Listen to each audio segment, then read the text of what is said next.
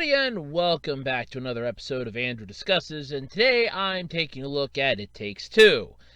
No, not the kind of interesting song that honestly is a little more annoying the longer you listen to it. No, not the movie that I'm pretty sure, if memory serves me right, starred Mary-Kate and Ashley Olsen. No, none of that. I'm talking about the LSD acid-filled nightmare fuel that is It Takes Two, the game. I came across this because I watched some of MyScrim's videos. It's Bob, if any of you've ever seen Markiplier. Him, Bob, and Wade usually play together. Well, Bob was playing this with a friend of his, and I guess they streamed it one day, and then they put it up on YouTube the next. Because you figure that's what a lot of the Twitch streamers will do, and a lot of the streamers, they'll do it on Twitch one day, and then like a day or two later, they'll pop it up onto YouTube because they can pull it off of Twitch a lot easier than they can off of, than doing a double stream and multi-stream, stuff like that. I know a lot of them out there will vouch for what I'm saying for this, but yeah, that's basically how it goes. Does that mean I want to start doing Twitch? Oh, hell no. I mean, there's a lot of stuff you could do on Twitch. In all honesty, I could probably just literally do an entire show of BSing, but, I'm going to have to stick a pin in that. But anyway, this game, It Takes Two, this thing is like an acid-filled nightmare. Now, I have never done drugs other than the class 1 narcotic that every single person does.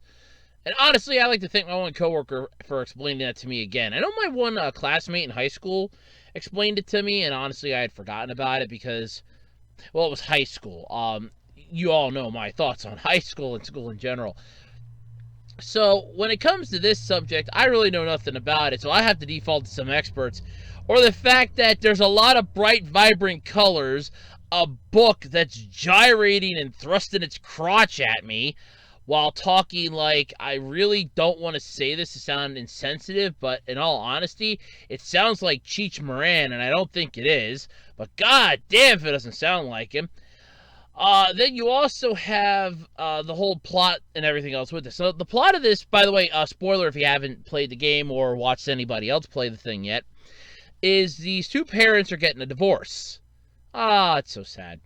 And their daughter is stuck in the middle of it. It's always painful when the kids get involved. Usually it's just the TV and, the stereo, the dishes, the plates, the furniture. This time it's an actual kid, though. That hurts even more. The thing was that they started off the whole conversation telling the kid, telling their daughter that, it's not your fault. We still love you. We still love you. Yeah, that's child speak for, oh my god, it's my fault my parents are getting a divorce. Mommy and daddy are divorcing because of me. And yeah, that's instant child speak. 1 year of freaking psych and you will know that. Hell, you don't even have to go for the whole year. Just fucking pick up a book. It's like literally one chapter. So, of course, the daughter's believing this is all her fault. The parents are just completely oblivious. So the kid cries onto a self-help book that comes to life and gyrates its hips and thrusts out its crotch at me, and it's like, oh, yes, you can do it, cooperation! And I don't mean to sound insensitive, that's literally how the fucking book talks. I'm not even joking. That pisses me off. So, that's how the book talks, and it's sending the parents through nightmare after nightmare. The parents have to take on a vacuum cleaner. They have to take on a stuffed animal. They literally, I'm not even joking on this part. They literally disembowel a goddamn elephant, okay? They literally, they break its leg right off, and it's a stuffed elephant, by the way. They rip its leg off, rip its ear off, and push it to its supposed death off the top of a kingdom. This is the elephant queen, the queen of the kingdom, and they just straight up murder her. Because, we got to get our daughter to cry tears, and once she cries, that's it, then we'll be back to normal. Oh, no. Now, I'm not going to spoil the ending, because, obviously, you're going to want to watch this for yourselves. But, oh, dear God, the acid-filled trip that this is. There's literally a part, because I was my mom and I have been watching, Jacksepticeye and his girlfriend, play this. Which, by the way, they're really good at this. I'm not going to lie. Bob and the other guy were basically just trying to kill each other and see who could kill each other the most. But these two were actually pretty good at it. And It's just a weird game. But there was a part in there where they were literally riding on a glowing catfish. A glowing catfish. Look, I have to admit, I have seen some weird shit in my days in regards to video games, okay? Well, you have mushrooms in Super Mario World that come up and talk to you. When you have a skeleton that you can recruit into your party as a legendary fighter in an RP freaking G, you know you got something special here. When you take on the first level of a side-scrolling space opera-like shooter and it owns your ass for weeks on end. Thank you very much, Robotech. I will never forgive you for that. You know that you have something special here, but when you have this acid-filled trip, holy hell. And I'm not saying that this is like a bad thing. I'm literally like finding jokes like crazy about this. Because Jacksepticeye was like, oh man, my LSD wore off. It's just like he's not actually joking. It almost feels like you're getting high just watching this. I literally felt my brain start clicking off at certain parts like, whoa. Man, this is impressive, man. I taste the colors, man. That brought me up to a joke that I made years ago. We were going to this one convenience store. They had a coffee that said it's bright flavors. And I remember bringing that up to the one employee. I said, how in the hell is bright a flavor? And they're looking at me like, hi. I said, your coffee that you have plastered back there, the big-ass display of it, it says bright flavors. How is bright a flavor? I mean, I have never once gone into somebody's house, licked their walls, and said, your walls taste so bright today. I've never done that. So apparently I'm missing out on something. Apparently I need to be going in and licking people's walls. That'd be interesting. But the game is kind of weird, but in a unique way. I almost want to say it's sort of like Little Nightmares in the way that they kind of like do some of the fatalities and we're just gonna up and end this thing. Like with the vacuum cleaner, it literally sucks its own eyeballs out into its hoses and it just keeps going in this vicious cycle till it explodes.